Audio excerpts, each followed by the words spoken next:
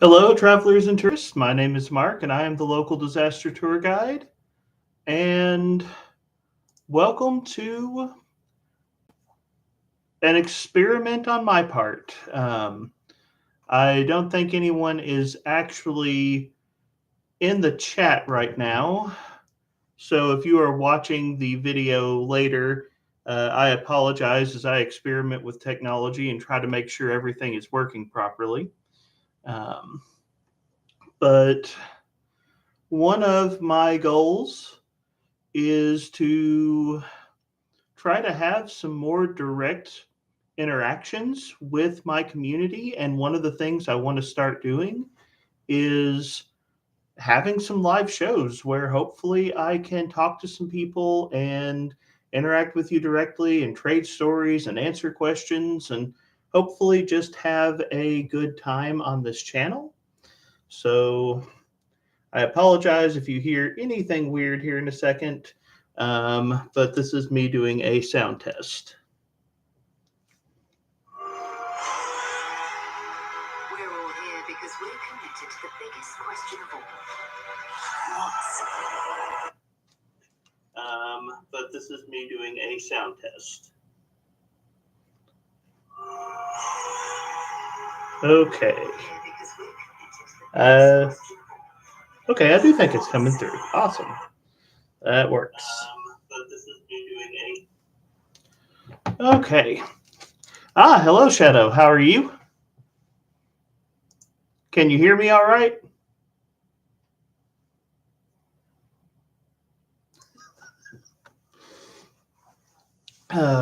Honestly, I am impressed that my technology is working.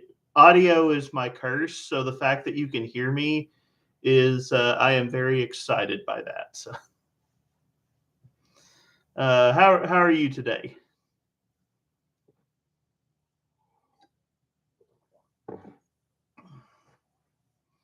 Let's.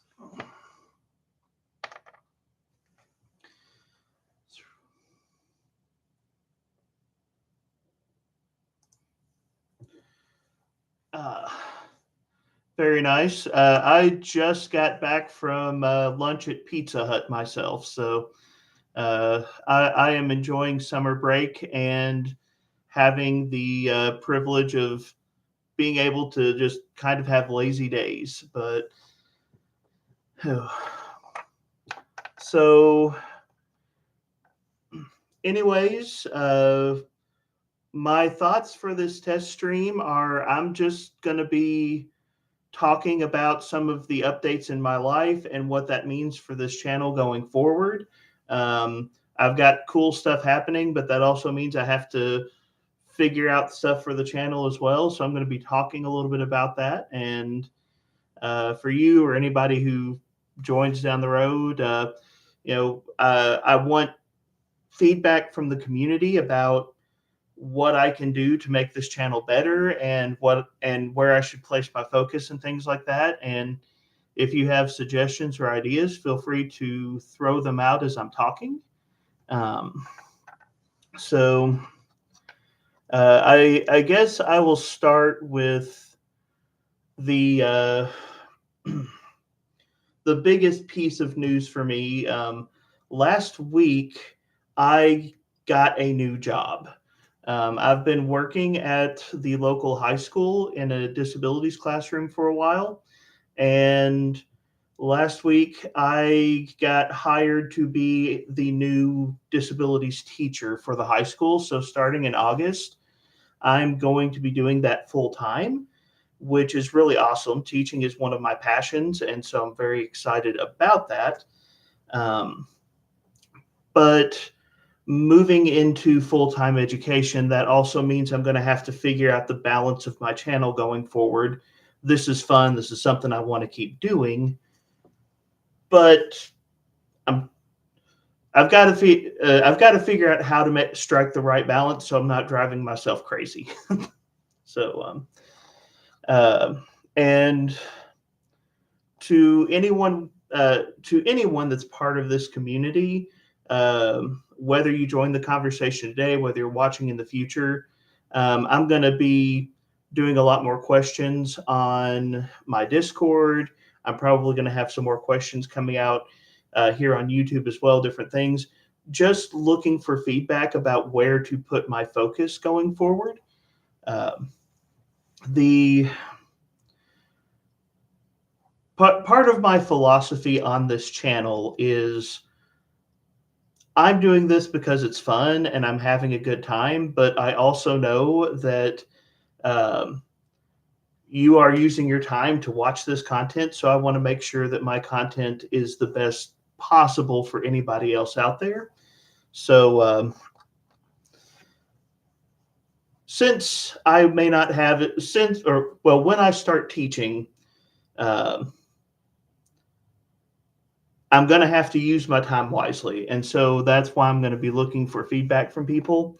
So in any case, the biggest announcement for this channel, though it's not direct to this channel, I'm going to be teaching full-time in August. And so I am looking for people to let me know where to focus, how to focus, what to do, so that hopefully the content on this channel is being maximized for the benefit of you all. So that's kind of the big piece of news for today. Another piece of news is I am going to be attending Gen Con this year. My wife and I, we have bought tickets and reserved hotel rooms, and we're going to be at Gen Con. And I am hoping to get to meet some of my community while I'm there. So to anyone who watches this, if you're going to be at Gen Con this year, please get in touch with me over Discord or let me know in the comments section. My goal is hopefully to get to meet some people face to face. I have not gotten to go to Gen Con since the pandemic started, and so my wife and I are super excited, and we are just looking forward to the opportunity to actually be back at that event and nerd out for an entire weekend. It's going to be great. I may be driving myself a little bit crazy because my first day teaching is going to be the Monday after I get back from Gen Con. So my students may not understand a word I'm saying because I'll be speaking in full nerd for at least a week afterwards, but it'll be okay. One thing that I am hoping to do at Gen Con this year for any of my viewers who might be at Gen Con, I am working on a special project that it's a little bit of a silly project, but I'm working on a special project for a video that's going to be going up hopefully sometime either in late August or early September. But one of the things I want to do while I'm at Gen Con, I would like to hopefully get some viewers on this channel to maybe film small segments to help with that video. So if you're a member of the Disaster Tour Guide community and you will be at Gen Con and you would be interested in appearing in a video for a brief bit, definitely let me know, because that's one thing I'm hoping to do while I'm there. So I won't say anything else about what I'm working on until then. I'm hope it's going to be on the sillier side of things, but still, I want it to be a bit of a surprise when and if it happens. So some of the questions that I am considering for my channel going forward, once I begin teaching full-time, my opportunities to really produce content are going to get smaller. And in terms of recording content, that might not change too much, but in terms of editing content and putting proper videos together, that's going to get a lot trickier, and I imagine my content will slow down. And so that is part of where I'm hoping for feedback from the community. One thing that I am hoping to do so that there won't be too much of a drop off in what I'm doing on this channel, I would like to start doing live shows, kind of like I'm doing right now. This mostly is just a technology test for my channel, but what I'm hoping to do is have maybe. I have thought about doing lore videos.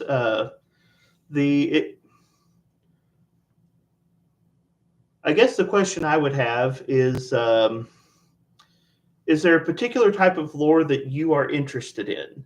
Um, I know there's several good channels out there like Mythkeeper and Galarian In Depth and Sir Vertigo, and I guess part of it would. Oh man, how do you even ask the question correctly?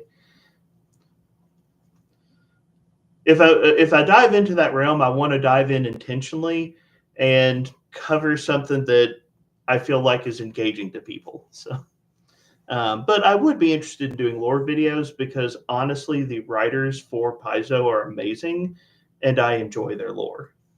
Um, so, uh, but as I was saying, one of the things I'm hoping to do is about once a month. I'm thinking maybe on Sunday afternoons, doing a live show on this channel, um, and just using that as an opportunity to get to talk to people directly and hopefully interact with people. Um,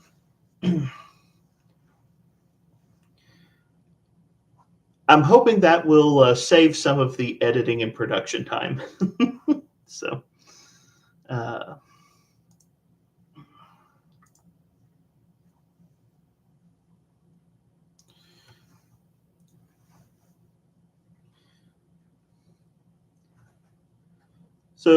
question for you, Shadow. Since you bring up lore videos, what kind of lore would you find most interesting?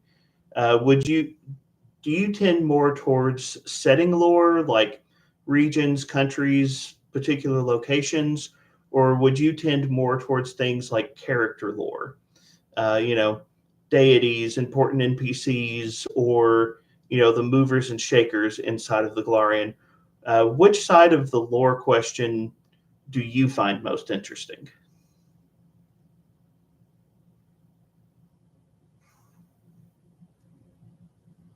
Okay. Um, the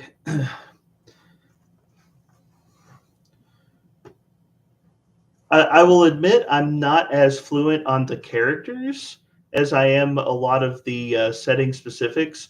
I do love a lot of the deity lore. Um, Thank you, Nigel. Oh, and welcome. Um, on characters, I do enjoy a lot of the deity lore, and there's several deities I've thought about diving into. Like I think Nethys is probably one of my favorite takes on a god of magic that I've seen. That's fair, Shadow. Um, uh,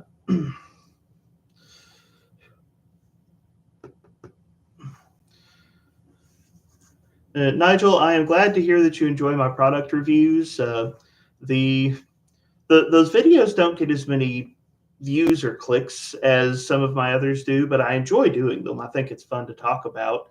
Um, Paizo's shipping times are crazy sometimes. um, they sent me an email last week that High Helm is en route, but I have no idea when it'll actually get to my house. So,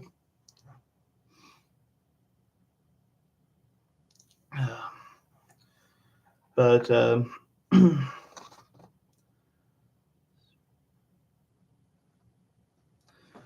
some of the some of the other content ideas I've been kicking around and this is something where I would also love to hear some feedback from the community. I've got 2 of these videos coming up. I'm working on the editing for both of these right now, but I've recorded some content creator interviews so far this summer, and um,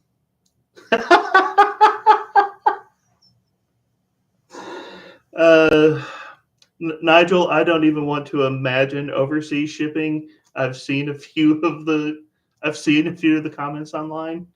Hey Mark, how are you?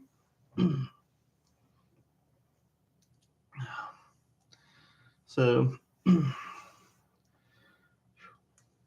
but as I've mentioned, I've got a couple of content creator interviews that I have recorded.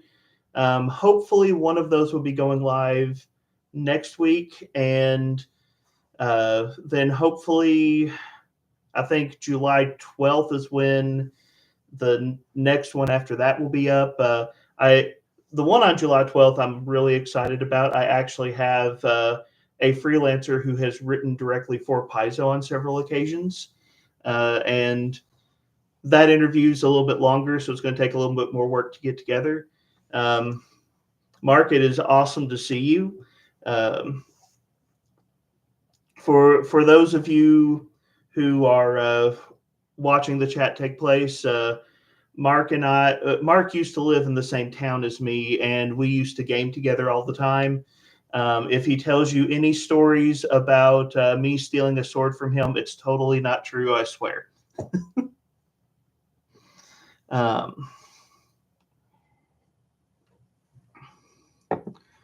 But I am very curious to see what kind of response I get from the content creator interviews, especially with the Pathfinder remaster coming out in November. We've got a little bit of a weird break in content, and I thought interviewing some of the people who are doing content creation could be a good way to fill that gap. So I am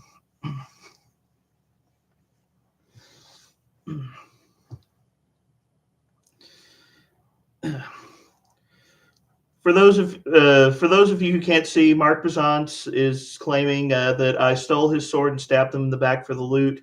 And honestly, who can blame me? Murder Hobo is part of the TTRPG sphere, right? But the content creator content is something I'm looking at. I am also hoping, or actually, just thought of something. Mark Bizance, will you be at Gen Con this year?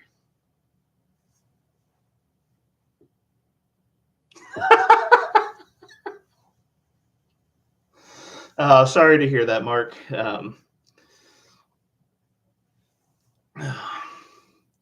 So, another thing I am working on this summer, this is still a little bit in the organizational stage, but I am getting together some of the YouTubers who do Pathfinder content, and we are hoping to record a Pathfinder 2e one shot.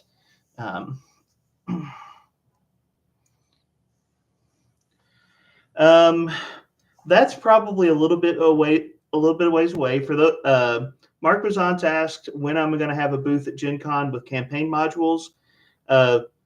In all honesty, I do hope to be a published author, and writing for TTRPGs is actually one of my personal goals.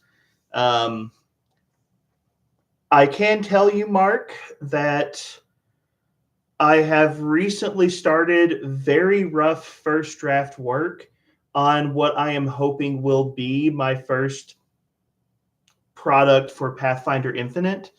I've been looking into Pathfinder Infinite and publishing for Pathfinder 2e, and about a month and a half ago, I really had a moment of inspiration of something that I felt like I could do that could really add value to the game. So I am hoping to start writing and hopefully publishing some content that people can use for games. It is so painfully early rough draft right now that don't ask me when it will actually hit shelves or anything, but that is something that I am working on. So thank you for that question.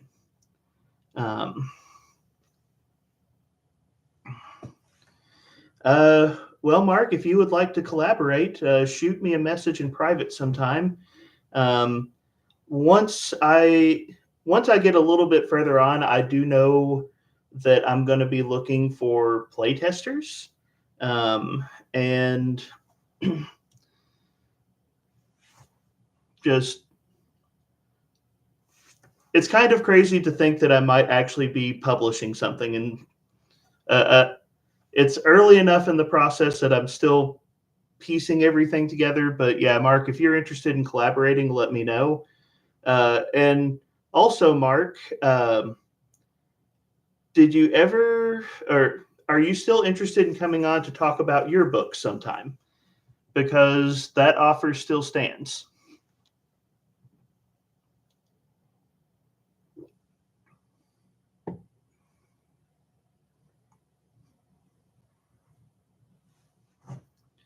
That's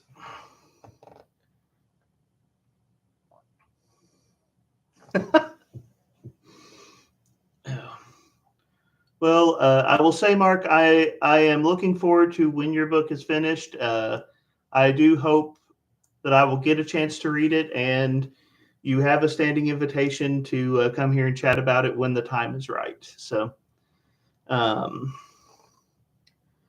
as for some of the other content that I am kicking around this summer, and this is another thing that I would love to hear from the community about. Um, for me personally, I am very excited about what Paizo is doing with the Open RPG Creative License. And I know I don't have a lot of voice in the gaming sphere, but I would absolutely love to lend my voice to that push, to that work that Paizo has done. Um, and one of the questions I have for my community is, how much do you all want to hear about other companies or other content that is being done under the Open RPG Creative License that is not necessarily related to Paizo or Pathfinder or anything that's in that specific segment that I usually cover? So, to anyone watching now or down the road, if you are interested in me covering some of the other games, some of the other products that are using the Open RPG Creative License, I would definitely be open to that. I think it's a good change for the community, but it's also kind of hard to get a gauge on how much interest there is in kind of that niche of the conversation. So definitely let me know.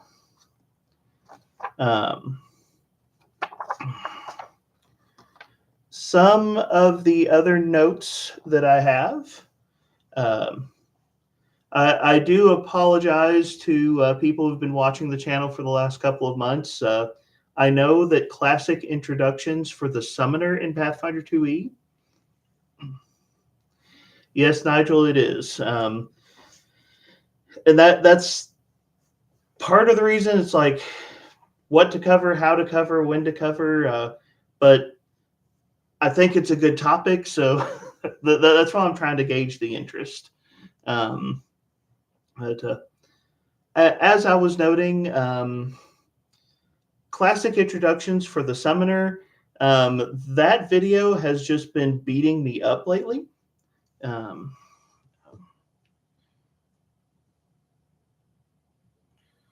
Okay, Mark Bazans gave me a question. Give me 1 second. To get back on RPG topics, what are your thoughts on Pathfinder 2's magical gear? Do you find it to be unnecessarily challenging for creation and use compared to other mechanics in the system?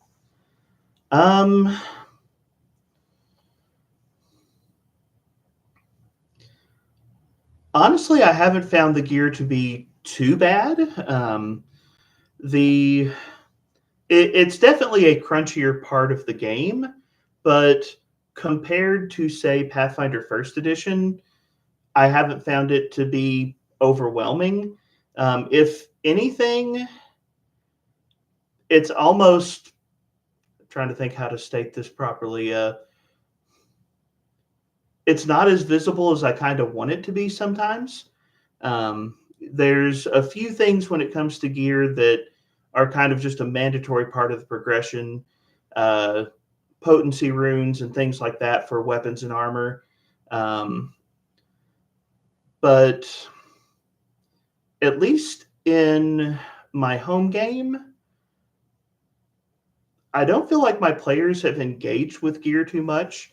I've got one player that really, really loves the monster parts system that Mark Seifter did for Battlezoo. And so he dives deep into that, and his character is every single monster that we fight, he's like taking notes and trying to figure out what he's going to do and change with his gear. The majority of my other players, I feel like gear is almost an afterthought for them. And I kind of hate that. I wish the gear stood out a little more. Like if you have a magic sword, that it was more prominent in the game. But overall, I haven't seen too much trouble with it. Hope that answer made sense.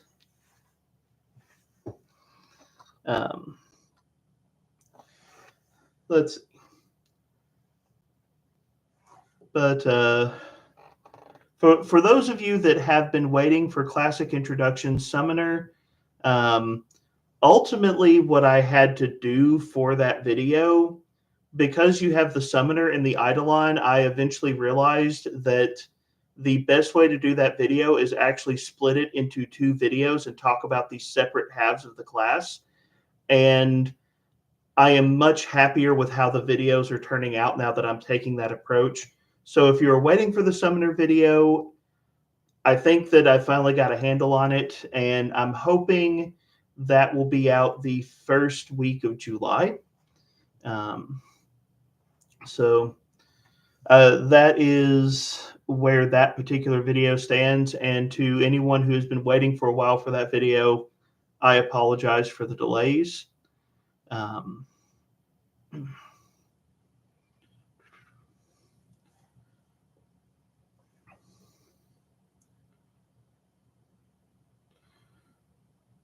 Oh, I realized I didn't hit half of Mark's question.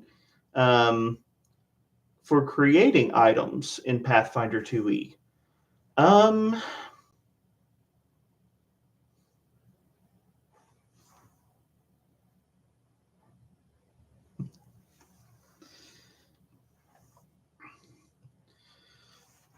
yeah, sorry, the creation half of the question just slipped my brain when I was answering.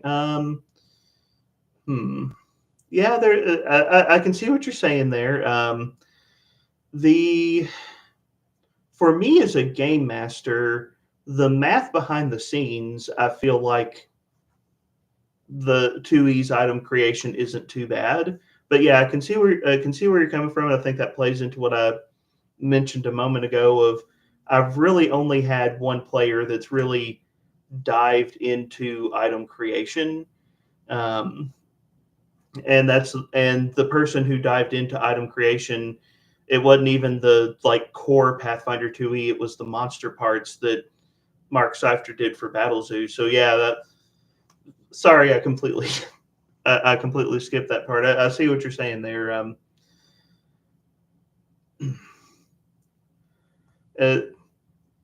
To spin this off on a little bit of a tangent, I think I know why Paizo went the direction that they did. I remember running Pathfinder First Edition, and I can think of 3 different campaigns where players just where players just pushed the item creation so hard that it almost made the game impossible to balance. So I think that Paizo maybe overreacted in 2e and tried to rein in item creation, possibly too much. David Sims says, I have found that using relics increases engagement.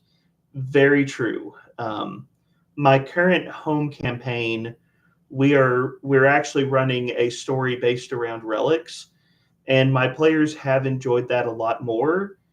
Um, I especially enjoy the suggestion that Paizo gives of like give each relic a couple of different um, seeds, I think is the term that they use.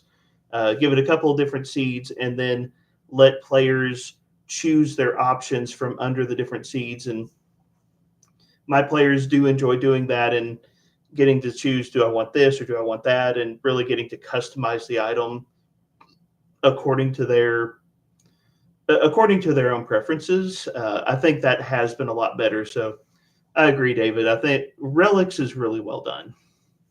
So, um, and here recently, when I think was I think it was Treasure Vault. It may have been a different book, so I apologize if I get this wrong. I think it was Treasure Vault released like 3 or 4 new relic seeds, and so I actually went in for my players and gave them the option of if they wanted to randomly re-roll some of the seeds on their items. And I actually had one person who did and got really excited about looking at some other possible options for their items. And I also really like relics because it allows items to have a story. And a lot of tabletop RPGs miss that aspect. Like a magical item, part of being magical is the story that goes into the items. So uh, I do agree. Relics are absolutely fantastic. Um, so, one question I'll throw out after I get Classic Introduction Summoner finished, like I said, hopefully early July, um, the 2 classes that I will still need to cover for that series are the ones from Guns and Gears, which are the Gunslinger and the Inventor. And so, just to the people in chat, which one would you be more interested in seeing first, the Gunslinger or the Inventor? And as a follow up, why is that the one you find the most interesting?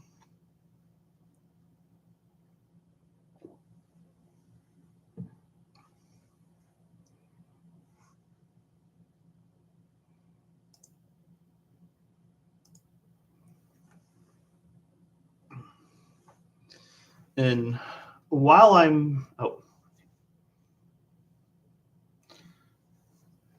so David said he is personally more interested in the Inventor because it doesn't have a precedent from 1E. And you make a very good point on that. In Pathfinder First Edition, I had a player that really wanted to play an Inventor. That was the character concept they wanted to go for. And so I had to basically rewrite most of the Alchemist for that player. And I remember when the Inventor was announced for 2E, one of the first things I did was I sent that announcement to that player and I was like, hey, look, they're doing an Inventor for this system. I think it is a very good addition to the game, and it covers a niche of tabletop RPGs that has just kind of been lacking before. There is the Artificer in 5e, but I think the Inventor spin that Paizo has done has been really good for that niche of storytelling.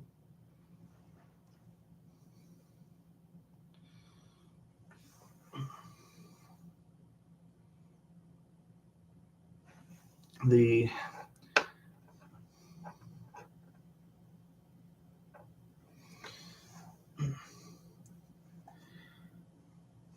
Mark Bizance has noted he Inventor as well for him. He is not big on guns such in fantasy role playing. I will admit that's never been a big hurdle for me, but I can definitely understand why that would be a hesitation for a lot of people. It's I think it's kind of interesting that Paizo specifically wrote the Gunslinger where all of their mechanics can work with crossbows so that you can have the mechanics of the class without necessarily having the gunslinger fantasy of it. um, uh, it's never been a big hurdle for me, but I do understand it can break the immersion to a fantasy style setting for a lot of people. Um, and I think shows like Avatar: The Last Airbender are a good example of how Inventor can fit well in a fantasy style.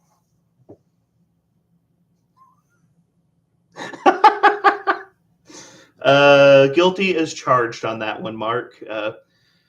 He says, I don't have an issue because I have exhausted the overuse of fireballs and bigger and better explosions has no lure for me. Very, very true. Um, One of my favorite holidays is 4th of July, or as I like to call it, Large Unnecessary Explosions Day. Um, um, but yeah, I definitely don't mind the creative use of gunpowder in all sorts of entertaining and dramatic ways. Let's see.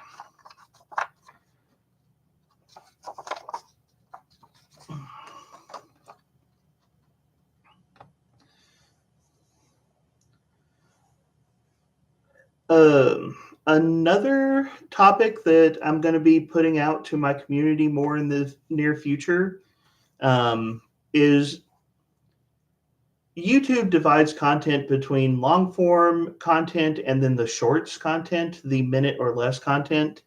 Um, and something that is a bit interesting from an analytics side, um, on almost every measure that you can look at analytically, shorts videos do not do very good for the channel.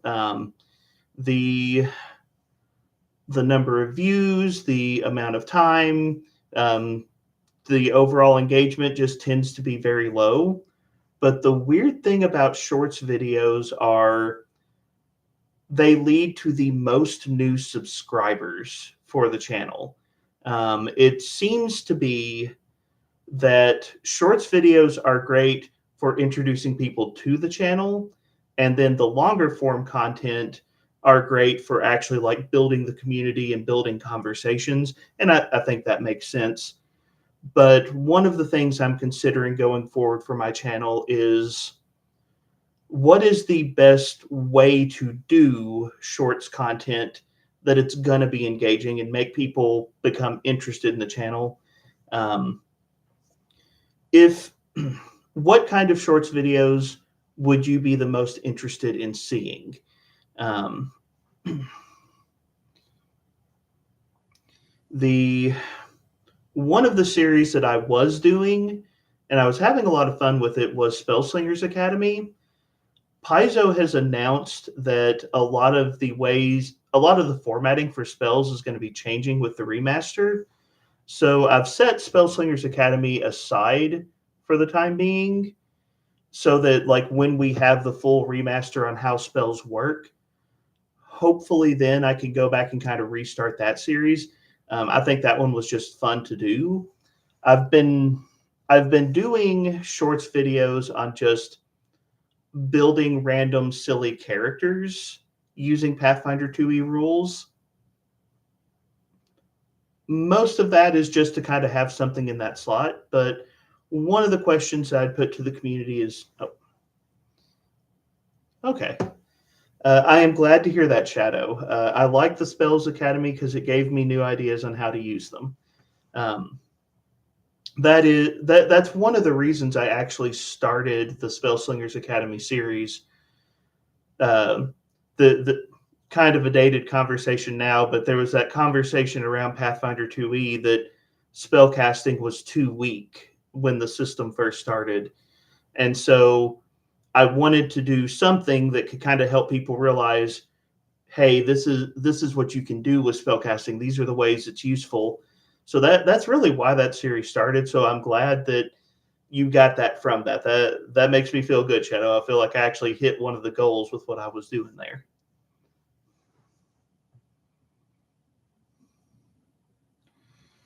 Mark Bazance recommends death matches. Take two opponents and put them against one another. Who would win in a fight between a mummy and a vampire lord? Okay.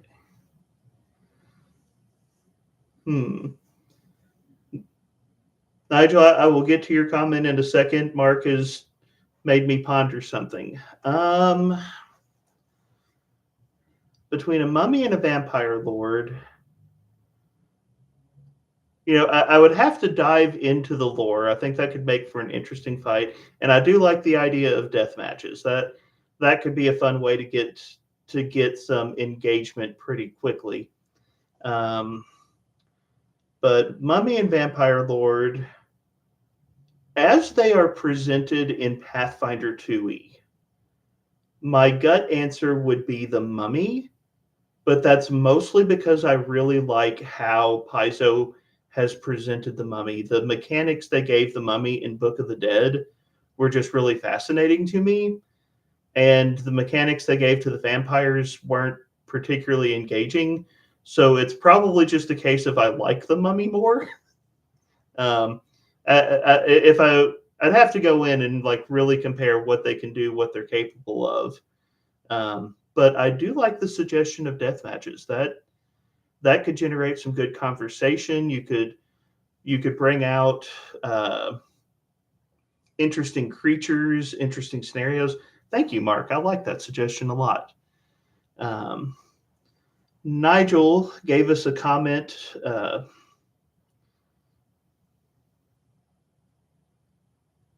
Okay. And yeah, you're right, Mark. Definitely match up the CRs. The kobold versus the greater worm dragon, probably not a good death match, but and I do think it'd be fun. You could post a shorts kind of setting up the scenario, and then do a poll, and then maybe have a follow-up video a week or two later comparing community answers versus what I think might be the actual result. There's a lot of fun ways you could do that. David Sims, Kobold wins every time with cringe, surely. David, I will tell you that right now, kobolds are almost an obsession at my gaming table. Our group is working on a new heritage for the kobolds called the Hype Kobold, and it has become a party rule. In every campaign, we must adopt one kobold that is the hype man for the party. So, kobolds are the new obsession with my players at the moment. Sorry, Nigel, I meant to get back to you a second ago. He says, "Sorry to be a bit slow. I was a bit disappointed that there was a not Marshall inventor."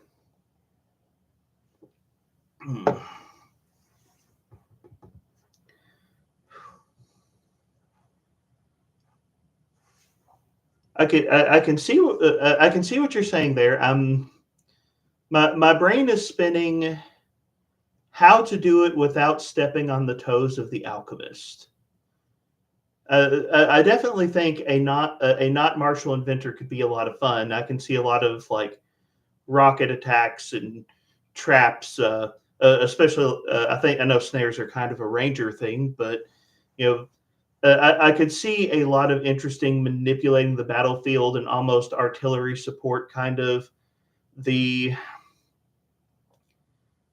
only thing I wonder is, would it brush up against the alchemist thing a little too closely, or do alchemists even have a thing in Pathfinder 2e?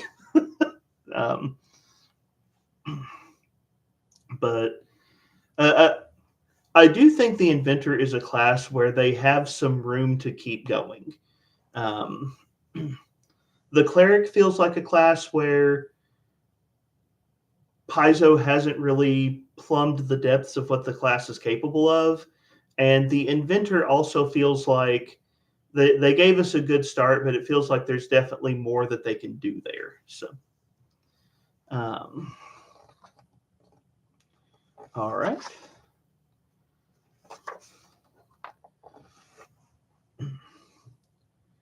The last question that I kind of wanted to put out to the community and get feedback on. A lot of my content on this channel is geared around Pathfinder Second Edition, which is my main game. But I also really love Starfinder. It's honestly, from a creative perspective, I think that Starfinder is the more creative game. I feel like that's the one where Paizo really lets authors kind of let loose and have fun and just come up with crazy ideas. The the game is not nearly as tight. It's a lot harder to run, but I do really enjoy Starfinder, and I kind of feel bad that I don't get to cover it as well as I want to on this channel. So, one of the questions that I have for you all, for anyone who might watch this video down the road, is what kind of content would you enjoy seeing around Starfinder? If I was going to bring more Starfinder into the mix, what would you like to see, or how could I do that well? I would love to hear suggestions on that.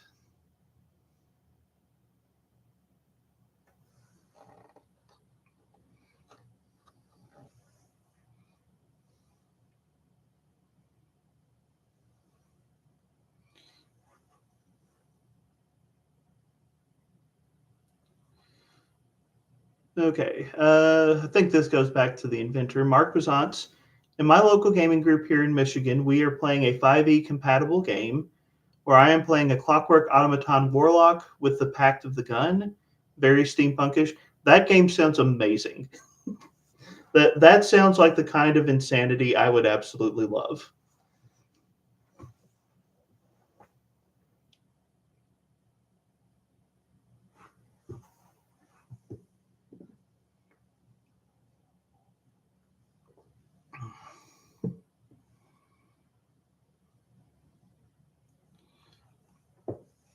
Okay. That actually does bring up something that I think could be a bit of an interest. Oh. Um,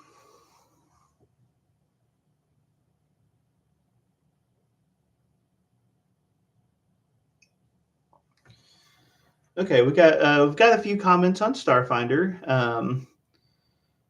Mark Bazan says, "I want to like Starfinder, but I find it rather meh as you get into higher levels."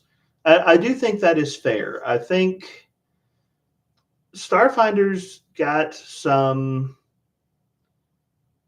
influence from older styles of TTRPG, especially Pathfinder First Edition. There's obviously distinctions, but I think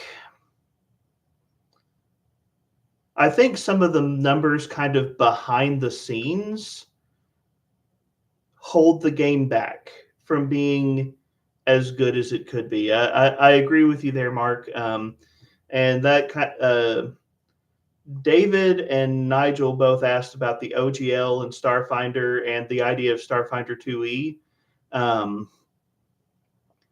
I really think there will be a Starfinder 2E.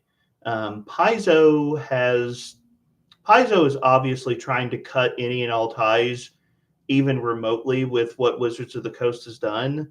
And I think from a just managing, protecting their own business interests, I think that fully makes sense.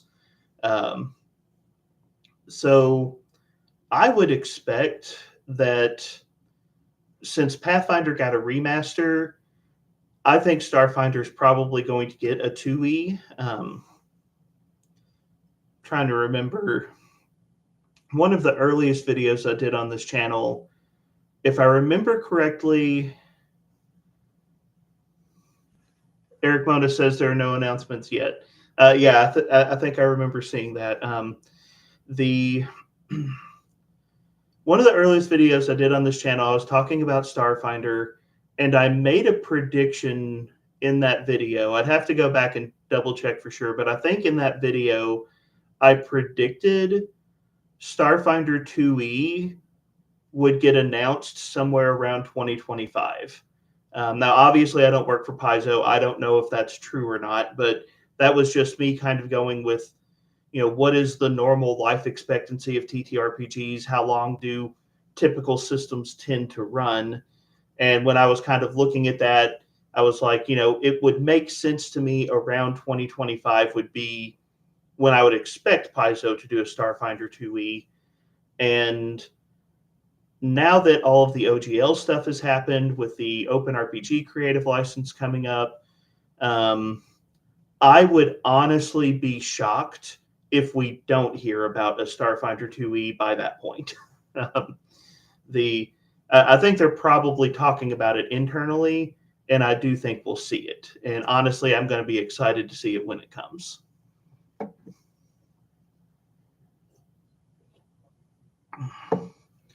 And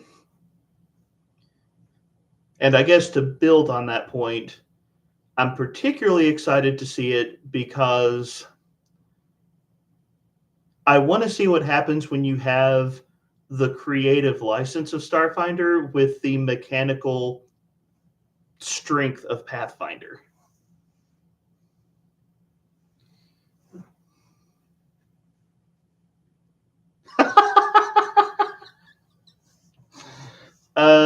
Sorry, Nigel. I know I should tamp down on the precog powers, but sometimes you just have to have fun with them. Um, and Mark sent me the campaign book on Facebook. Thank you, man. I am definitely going to check that out. So.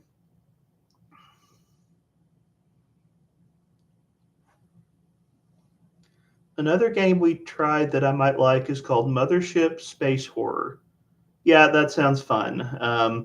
This is not all. This is not really related to TTRPGs, but there was a new game that dropped on Steam, I think just a couple of days ago, that's based off of the Aliens franchise, and I didn't have any money set aside for video games this month, so I'm trying to force myself to wait till July, but that's probably going to be on my purchase list for next month. But yeah, that sounds right up my alley.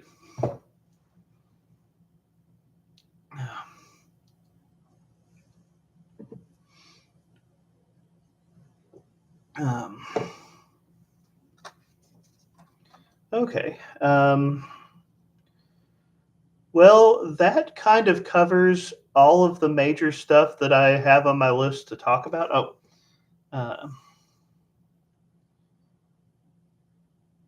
David says, for me, Starfinder has too many different resolution mechanics. Yes, I agree. They're not really interchangeable. Would love to see what they do with that in a 2E like system. Um, the worst thing about Starfinder for me is see you later, Mark. The worst thing about Starfinder for me is I always called it the this or that of Starfinder. When you want to do something, you have to check, do I want to do this or do I want to do that? Which is the optimal one? And it's like you have to reference two different things every time you try to resolve something in Starfinder. It's not everything in the game, but like the easy example is energy armor class versus kinetic armor class. It just feels like there's so many different this or that points that it slows the game down. So I agree, David. Completely agree with you there. But in any case, as I was saying, that kind of covers all of the stuff I was going to talk about for today. But thank you guys so much for showing up and for chatting with me. And I'm glad that my technology is working the way I want it to. So, anyways, to use my usual cheesy sign off, thank you so much for being here and thank you so much for being part of the conversation. I hope you all have a wonderful day.